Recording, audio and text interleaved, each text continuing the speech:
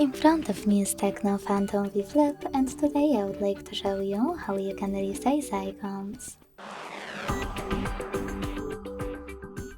Begin by launching Devices Settings and then scrolling down a tiny bit to access Personalization. Following that, scroll all the way down and click on Desktop Settings.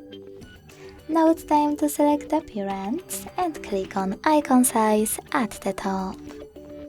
Following that, adjust it and check out Preview at the top. When you finished, go back. Thanks so much for watching. If you enjoyed this video, don't forget to leave a like, comment and subscribe. Bye!